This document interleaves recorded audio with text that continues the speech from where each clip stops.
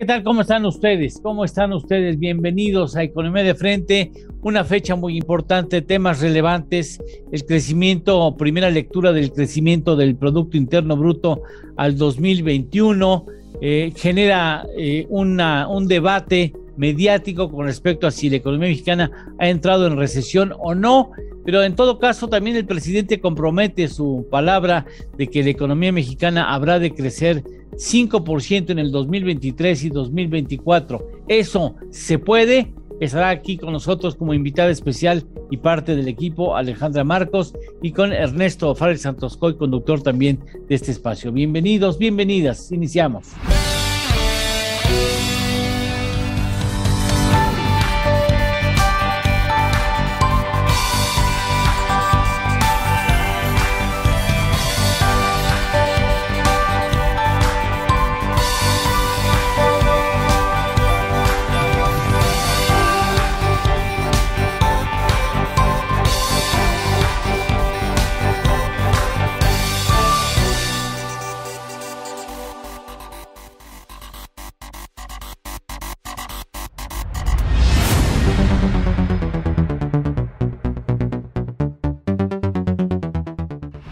Pues iniciamos dándole agradecimiento a nuestra invitada especial, Alejandra Marcos. Muchas gracias, Ale, por estar aquí con nosotros. Siempre será un placer contar con tus puntos de vista.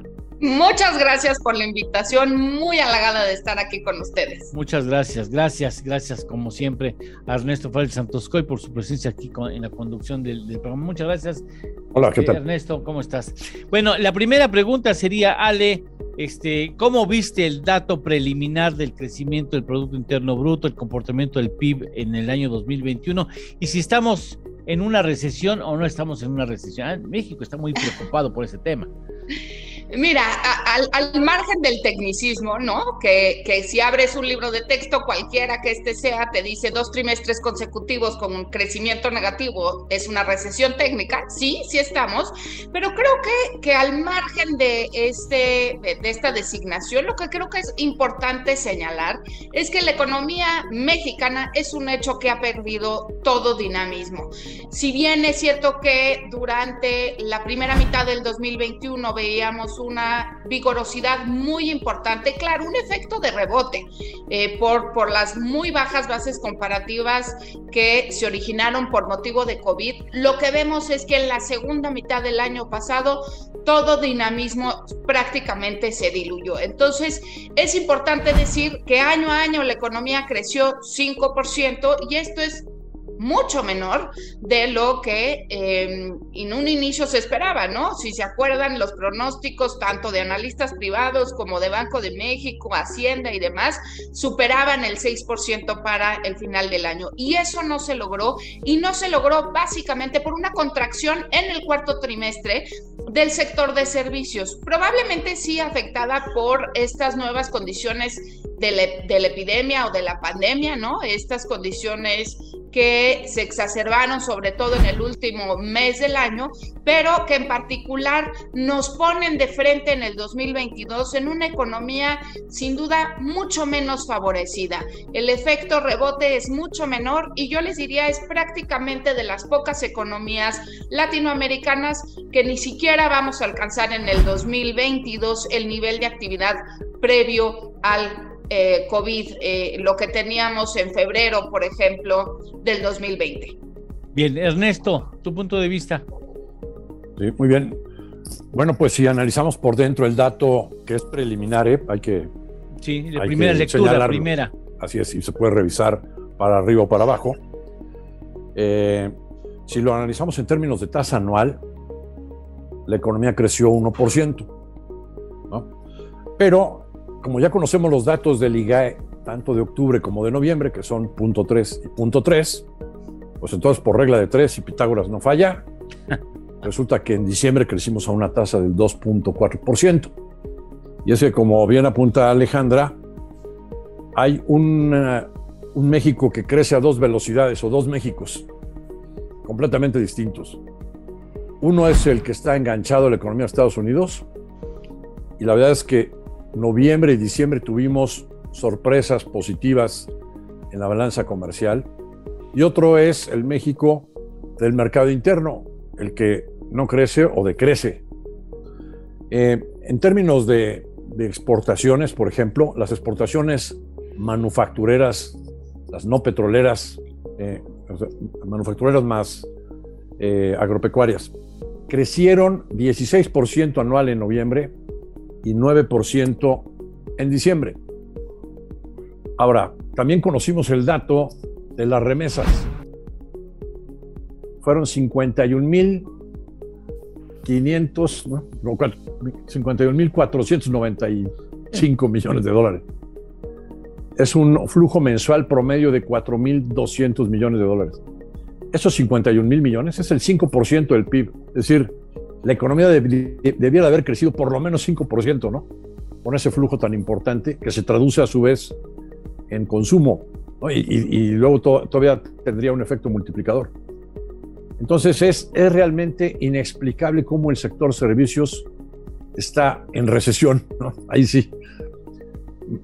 A pesar de que la economía exportadora ha mejorado y a pesar de este flujo tan impresionante de las remesas familiares.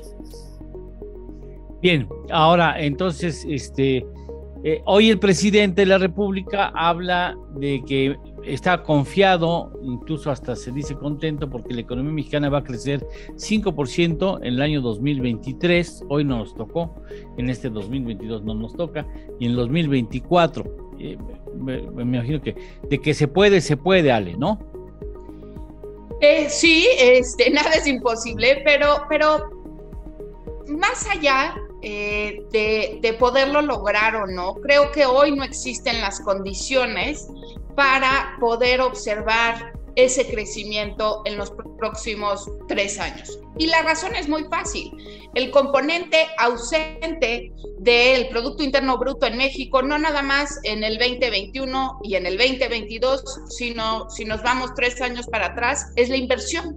La inversión privada, no hemos visto un nuevo ciclo de inversión privada que justamente acabe por detonar el crecimiento, no nada más en el mediano plazo, poder aspirar a tasas mayores de crecimiento, sino de facto crear más empleos, tener una mucho mejor derrama económica, tener mayor consumo. Esa falta de inversión a mí me parece que va a ser muy difícil de que veamos un nuevo ciclo en los siguientes años, y básicamente porque siguen habiendo condiciones que se han deteriorado. Una clara falta de Estado de Derecho es una de ellas, incertidumbre con respecto a las reglas del juego es otra. Por ahí las calificadoras señalan, ¿no? Sí, se aprueba que pareciera que todo el mundo está indicando que no va a proceder, pero si se aprobara como está hoy descrita la reforma eléctrica, pues tendríamos un sentimiento todavía más adverso para la inversión. Creo que a final de cuentas lo que no ha hecho el gobierno es generar un clima favorable para la inversión, porque no nada más se trata de observar un crecimiento en la demanda agregada, que por supuesto tendría que detonar ese nuevo ciclo, sino también conocer las condiciones y tener políticas públicas amigables pues a los empresarios y que estén dispuestos a seguir invirtiendo en México. Y eso me parece que simplemente ese componente va a impedir que logremos crecer pues más allá a lo mejor del 2,5% que hemos crecido, ¿qué creen? En los últimos 20 años. Sí, claro. Sí, Ernesto. Permíteme, Ernesto, hacemos una pequeña pausa y vamos ya de pleno con tu respuesta, tu punto de vista. Regresamos.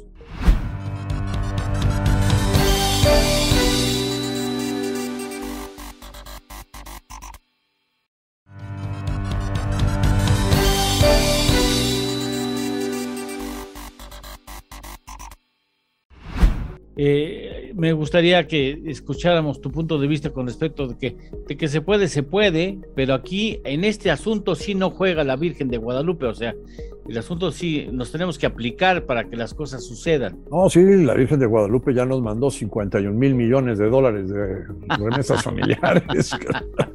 Sí, claro que sí, yo creo que hasta ahí se queda el asunto de la inversión. Complementando lo que acaba de decir Alejandra, hay un concepto en economía que se llama el crecimiento potencial, ¿no? En una economía, ¿cuál es el crecimiento al que podría estar accediendo una economía de acuerdo a sus circunstancias, ¿no? ¿Para qué te da el país, pues, no? Así es. Antes se estimaba que México podría, cuando recién entramos al TLC y todo eso, podría estar creciendo a una tasa potencial del 3,5. Entonces, pues como que todo el mundo le apuntaba en las políticas públicas, etcétera, a que se lograra por lo menos ese crecimiento. Bueno, recientemente pues vimos que la economía no había manera de que creciera más de 2,5, por ejemplo, en el sexenio de Calderón y de Peña Nieto. Lo cual quiere decir que había algunos problemas estructurales en la economía, principalmente pues que el modelo económico que teníamos, al que López Obrador le llama el neoliberalismo, y la verdad es que no era neoliberalismo ni economía de mercado, sino un modelo de economía mixta a la mexicana totalmente imperfecto, incongruente, que generaba poco crecimiento. Porque de que tenemos recursos naturales, o sea, de que tenemos un país viable, lo tenemos, de que tenemos una población... Los vecinos, simplemente 120, los vecinos. 120 millones de habitantes, que estamos pegados a Estados Unidos, que estamos asociados con ellos, que tenemos este flujo de remesas, etcétera, etcétera, etcétera. Claro que podríamos aspirar a mucho más crecimiento que el de Estados Unidos. Pero, bueno, pues no. Y entonces ahora tenemos que con estos cambios en las políticas públicas y en estas iniciativas de reformas legales que ha habido, que han sido todas muy desafortunadas, y una serie de decisiones también, ¿no? De que de repente te cambian las reglas del juego, como comentaba Alejandra, con una encuesta, Patito, pues cancelo una inversión de una cervecería o cambio los contratos que ya tengo con los operadores de gasoductos, etcétera, etcétera, etcétera. Pues al final de cuentas, a pesar de que este gobierno pues ha mantenido hasta donde ha podido la estabilidad de las finanzas públicas, usando una serie de artificios y lo que quieras, pero no es un gobierno hasta ahora que se haya caracterizado por finanzas públicas irresponsables y desordenadas. Bueno, pues de nada sirve si no hay inversión. Si no hay inversión, no hay crecimiento. ¿Y quién pierde más? Los más pobres. Y eso es lo más desafortunado al final de cuentas, ¿no? Que la población en pobreza extrema va en aumento. No sé si el presidente tuviera claro esto, Ale, de que hay que invertir, hay que propiciar que la inversión se dé de los privados fundamentalmente. También el público empieza y le sigue el sector privado. ¿Lo tendrá claro? Mira, yo creo que sin duda tiene un equipo de asesores bastante competentes que conocen y reconocen que sin inversión, como decía Ernesto, no hay crecimiento. Pero creo que también vale la pena señalar que lo que está buscando el presidente no necesariamente es este crecimiento del Producto Interno Bruto. En muchas ocasiones lo ha dicho, ¿no? Debemos de medir el crecimiento bajo una óptica diferente. Creo que los dos pilares principales de crecimiento o de esta administración han sido un apoyo social o estos programas sociales que sin duda son muy loables, pero que en el largo plazo tienen cero rentabilidad. Es decir, lo que hablaba Ernesto hace rato del crecimiento potencial, pues no existe, no estamos generando nuevas máquinas, nuevas empresas que pudieran, por lo tanto, seguir o apuntalar un crecimiento económico mayor. Entonces, creo que en su enfoque ha sido clarísimo. Uno, es justamente estos programas de apoyo social, y dos, y tiene que ver con finanzas públicas. Creo que en la medida que conozcamos y reconozcamos que eso es lo que quiere el presidente, la realidad es que hablar del 4, del 2 o del 1, pues parece desafortunado bajo una óptica en donde sus asesores, y yo creo que él mismo reconoce que sin inversión público-privada no hay crecimiento. Y con respecto a la inversión pública, pues el gobierno tiene las manos atadas porque desafortunadamente no hay recursos de dónde jalar para poder en marcha grandes proyectos de infraestructura que por lo tanto apuntalen el crecimiento en el mediano plazo. Y viene acompañado con esto, y antes de que el presidente considerara posible o prometiera o comprometiera el crecimiento de México en terrenos del 5% anual en el 23, en el 2023 y en el 2024, viene una escalada de consideraciones con respecto a la perspectiva de crecimiento de la economía mexicana y un incremento en las perspectivas inflacionarias según la encuesta que aplicó el Banco de México. Ernesto, esto juega en contra de la perspectiva de que pudiéramos sacarle jugo al crecimiento potencial del país. Sí, esta semana Banco de México publicó su encuesta periódica entre analistas del sector privado sobre las expectativas y hay una revisión a la baja importante en las expectativas de crecimiento y hay una revisión al alza en las expectativas de inflación. Es el mejor de los mundos, ¿no? Sí. Bueno, de 2.7 que estaban estimando los analistas en la encuesta última, pues ahora están estimando 2.2. Ya hay varios que se han sumado al equipo que conformamos los que estamos estimando crecimientos abajo del 2. Originalmente nada más estábamos Citi, Banamex y Bursamétrica, y ahora ya son varios que están abajo del 2, Bank of America, Credit Suisse y otros. Y luego en inflación la traíamos en el consenso de los analistas en 4.3 y ya la han subido al 4.7. Yeah. Lo cual es medio contradictorio. Oye, ¿cómo? Si estás viendo menos crecimiento, ¿por qué va a haber más inflación? Claro. Pero bueno, pues eso nos está diciendo, en pocas palabras, que la economía tiene algunas enfermedades, ¿no? Algunos cánceres. Se nos atraviesa una pausa comercial. Regresamos con punto de vista, la de Ale, a ver si ese es un problema de nosotros o es un problema importado o es un problema en donde ambos factores tienen que ver. Regresamos. IDC Seminarios te invita a su seminario Declaración de la Prima de Riesgos de Trabajo 2022, el 9 de febrero de las 9 de la mañana a la 1:30 de la tarde. Aprenderemos, entre otras cosas, qué son los riesgos de trabajo según la ley del Seguro Social y cuáles son las obligaciones patronales en materia de riesgos de trabajo. En las voces de los expertos, la contadora Erika Rivera y la licenciada Nancy Rodríguez. Contáctanos, un seminario que no te puedes perder. ¡Inscríbete!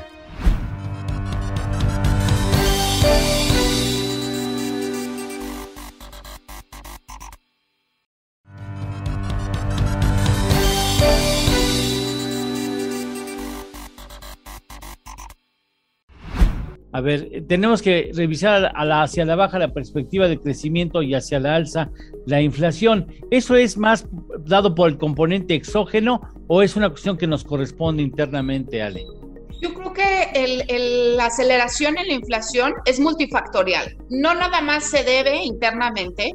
Yo creo que de acuerdo a lo que ha señalado la propia Junta de Gobierno de Banco de México, pareciera que hay menos condiciones de holgura, es decir, que a pesar de que no hemos recuperado el nivel de actividad económica que teníamos previo a la pandemia, las condiciones son un poquito más estrechas y eso también genera inflación. Pero no podemos negar también que parte de esta inflación sí es importada. En Estados Unidos veíamos el dato, por ejemplo, del mes de diciembre, en donde alcanzó una inflación que no habíamos observado desde 1982 y la realidad es que los norteamericanos no están acostumbrados a vivir con inflaciones en ese nivel y sin duda la integración de cadenas productivas y la regionalización entre México, Estados Unidos y Canadá genera, por supuesto, estas presiones que acabamos importando. Pero déjame decirte otra cosa, Eduardo, muy importante. Creo que también la revisión a la baja en el crecimiento económico esperado para este año tiene que ver justo con las condiciones con las que estamos entrando en este primer mes. Salieron esta misma semana los indicadores adelantados de actividad económica, los del IMEF, y ambos, tanto manufactura como servicio, muestran una economía que se está contrayendo. Es natural pensar que si nuestro único factor o el factor determinante de crecimiento van a ser las exportaciones, como lo dijo Ernesto hace unos minutos, y tenemos una inflación que va a seguir presionada, pues lo natural también es revisar justamente a la baja ese crecimiento y más aún considerando que consumo interno o la parte interna, que coincido plenamente con Ernesto, no está ahí. Y eso también coincido con Ernesto, a pesar de que estamos en máximos históricos en términos de remesas. La realidad es que todo lo que esto señala, a final de cuentas, es que la estructura de la economía mexicana sin duda presenta deficiencias sumamente importantes que se han venido agravando con el tiempo. O sea, Ernesto, debo entender por lo que bien argumenta Ale, se acabó. Finito rebote, está finito. O está interrumpido, sí. En el tercer trimestre ya tenemos una cifra oficial, sí hubo un crecimiento negativo, tanto trimestral, bueno, anual no, porque la base de comparación era muy baja, pero trimestralmente sí tuvimos un número negativo. En el cuarto trimestre todavía la cifra que conocemos hoy es oportuna, pero lo que sí es un hecho es que estábamos en un dinamismo alrededor de cero, ¿no? Ni frío ni calor. Y eso implica que, sobre todo, como ya hemos comentado, que el mercado interno no está creciendo. Esta misma inflación también le pega al mercado interno. Los consumidores tienen menos posibilidades, menos capacidad de compra en términos reales, ¿no? Entonces eso también le afecta al consumo.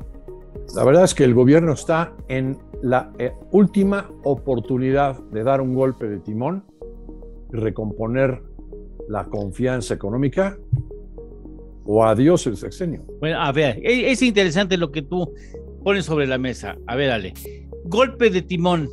¿A poco la reacción así de inmediata alcanza para el 2023 en un golpe de timón actual? Yo creo que no, pero sientan las bases para justamente poder aspirar a un mejor crecimiento económico. Pero el simple hecho, que la verdad honestamente veo sumamente complicado que veamos este golpe de timón, el simple hecho de mandar el mensaje correcto sí puede hacer que entonces aspiremos a crecer un poco más y que este poco dinamismo con lo que hemos entrado en el año a lo mejor tenga esa señal de continuación en el crecimiento, y entonces sí podríamos ver que en el 23 y en el 24, en lugar de crecer a lo mejor 1,5, 2, podríamos crecer un poquito más. El mensaje tiene que ser contundente, conciliador y generar confianza. Cuestión que pues hasta la fecha no se le ha dado. Ahora, un nuevo eje puntal del crecimiento de ese resurgimiento económico de la economía mexicana podría ser la energía. Si convencemos a los norteamericanos y a los canadienses de que le vamos a entrar juntos a ese asunto de la reconversión y las energías limpias, eso podría ser un elemento que detone el crecimiento y la inversión, Ernesto. Desde luego que sí, y es la circunstancia en la que este presidente recibió al país, con una reforma de energía ya concluida, ya aprobada por el Congreso, un cambio constitucional que permitía que los inversionistas privados, tanto nacionales como extranjeros, invirtieran en distintas cosas. ¿Por qué? Bueno, pues porque sí puede haber un boom de inversiones en distintos segmentos de todo este sector de energía. Pongo como ejemplo en España, que pues se pusieron su meta de energías limpias en X año, y eso ha generado un boom de inversiones muy importantes en este país. Pero lo mismo podemos ver en Reino Unido, o lo que vamos a ver en Estados Unidos. Si nosotros nos sumáramos, como bien apuntas, Eduardo, además con Canadá, pues bueno, claro que habría porque entonces sí podríamos no nada más producir para Estados Unidos, sino también para México, ¿no? Claro. Todo lo que se tiene que producir. Pues bueno, cerramos, muy interesante el programa, será motivo de seguirle. Yo quiero agradecer de manera muy especial a nuestra invitada especial, que es parte del equipo, por supuesto, Alejandra Marcos, por haber estado aquí con nosotros en una visión siempre fresca, interesante y que habla mucho de la mujer mexicana. Muchas gracias por estar con nosotros. Muchas gracias por la invitación. Muchas gracias, en esta tu casa. Gracias, Ernesto Párez Santoscoy. Como le hace la realeza para despedirse, ¿no? Sí, el otro día, conocemos el corto, largo, pues es de la gente de la farándula. No, aquí es así. Estaba yo viendo un de Netflix y veo que la reina ya nomás le hacía así y poquito. Así es que hasta la próxima semana.